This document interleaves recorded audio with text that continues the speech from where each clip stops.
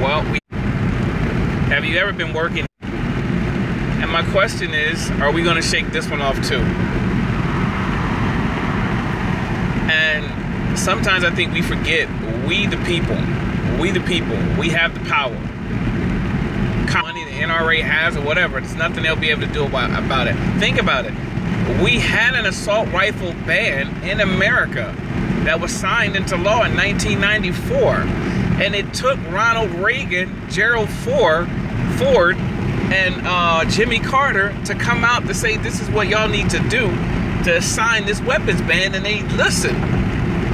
But at the same time, they let it expire in 2004. And since 2004, there's been 400 deaths, including the ones yesterday. And I got this information on one of the websites that tracks mass shootings. That's a shame that we have websites that tracks mass shootings. So from 2004, when this ban expired, 400 people have died as a result of mass shootings. And I mean, you would have thought that after Sandy Hook, when this guy went and shot up a school and killed babies, that something would have been done. But nah, we got hit with a hammer and we did like this. We shook it off. Chief Police Officer Joseph, I can't think of his last name, but is in California, wrote a column in the Chief of Police magazine. And his column was backed by every chief of police officer in the United States, urging Congress not to let the assault rifle ban expire. First of all, why do we have to have an expiration date? I mean, that just doesn't make sense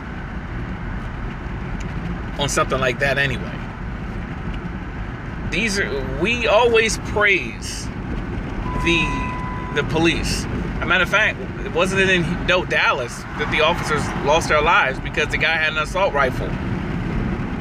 We didn't do anything. And, you know, they say we need more guns. Well, there was a police officer in the Pulse nightclub that was outgunned, and still 49 people died. There was a police officer in the school yesterday, a resource officer, because there's one in my son's school here in Florida.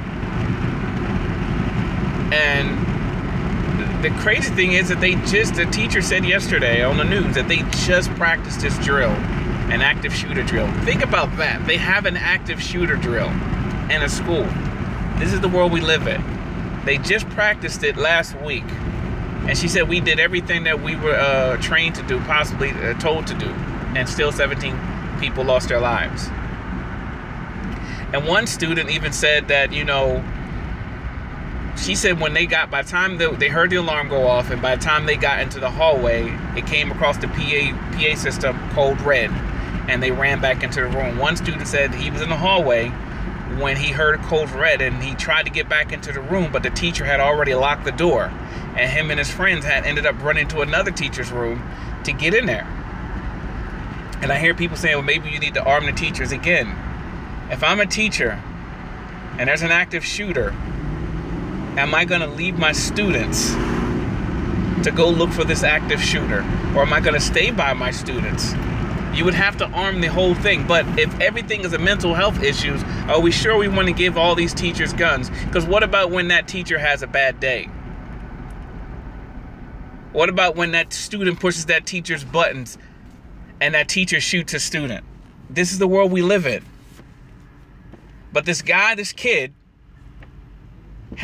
went and bought an assault rifle, and he shot and killed the school. And we want to disguise it and say, we want to desensitize it and say, oh, it happened because of mental health. Why is everything got to be mental health? If every time there's a mass shooting and somebody does something horrific like that, it's mental health, then Hitler was sick. He had a mental health issue, if that's the case. Bin Laden had a mental health issue, if that's the case. Saddam Hussein had a mental health issue, if that's the case. King Jong-un has a mental health issue. So we really shouldn't be trying to kill him. We should try to be getting them some medical attention. Let us stop with that and just call evil for what it is. Evil is when a person goes with no thought of life, no regard for life, goes and just shoots and kills. Dylan Ruth, he was evil. He didn't have a mental, he was just evil. The guy from San Bernardino, evil. The Pulse nightclub shooter, evil. The guy from Las Vegas, evil. These people were evil. They were trying to kill as many people as they can. That ain't mental health. And it became mental health because of the guy that dressed up like the Joker from Batman. So now everybody has mental health issues. No, just call it for what it is. We've desensitized actually doing something about it by saying, oh, it's a mental health issue, so I don't really have to do anything about the assault rifles because it's crazy people that doing it. If we can just get them on the right medicine, if we can just do the right thing, if we can just, get them in institutions where they can get help, then, this won't happen. That's wrong. That's how we desensitize ourselves to not do anything. And I saw a video from a student that was in that school yesterday, and he says, we don't want your thoughts and your prayers, we want your actions. Stop desensitizing ourselves by saying that it's a mental health issue. I'm sorry, it is not.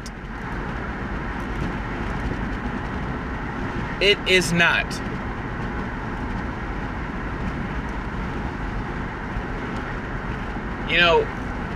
If the police chief in 1994, 2004, sent a letter saying not to let that rifle ban, the assault weapons ban expire, and all the police chiefs signed on to it, and they didn't listen to them. We the people need to email our senators and our congressmen and the president, say, look, and I tell Mr. President Trump now, he likes signing executive orders. I encourage him to sign an executive order instituting a ban. That the only way you're going to see an assault rifle and shoot one is if you're in a gun shop that has a shooting range. That's it. You can own your weapons, but it'll be illegal to shoot it anywhere in the United States. I'm sorry, but again.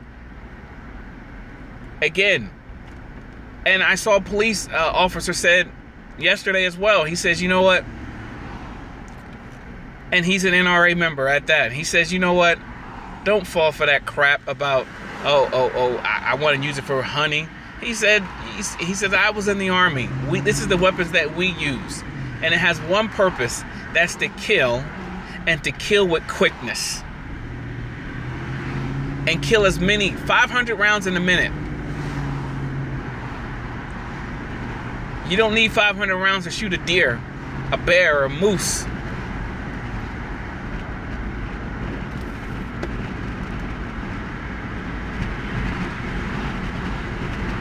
We need to demand that they finally do something.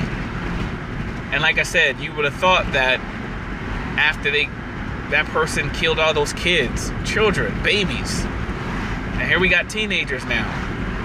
And you would think that after the guy that tried to shoot the senators or the congressmen a couple of months ago, they would have done so. Yeah, we need to do something. But now we have the power to demand that it gets done. I'm just heartbroken and sick and tired of this. If the guy had a regular gun, maybe somebody would have died, but not 17 people. And again, I always hear people say, well, no, you need to have someone there with a gun to protect ourselves. Again, how are you gonna shoot someone when there's all hell breaking loose? Everybody's running in front of you. Are you shooting civilians to try to get your target? Is anyone listening to you because you have a gun? No, come on. We don't, again, and don't allow anyone to hijack the notion that, oh, they're trying to take our guns. No one's trying to take your guns. I want them to take the assault weapons. I want them to take the military style weapons out of our hands. Why don't you see any of this happen in other countries? Because they got sense to know that, you know what? People crazy. People are evil. And if I give them, if I give a kid a gun, he's gonna shoot it. And if I give him something that's gonna shoot multiple times, he's gonna shoot someone. And that's what we did. We gave a kid a gun. It's time to stop. So I go back to my original question. Are we gonna shake this off too? I'm not against, I'm for the First Amendment. Gun owner, friends who are gun owners, but no American citizen should have an assault rifle. Should have weapons that they use in the Army. I'm sorry, I just don't think they should. And if the police are saying the same thing, and we love the police, why aren't we listening to them? We can't turn a deaf ear when we don't like what they have to say. That's it. Will we shake this off too?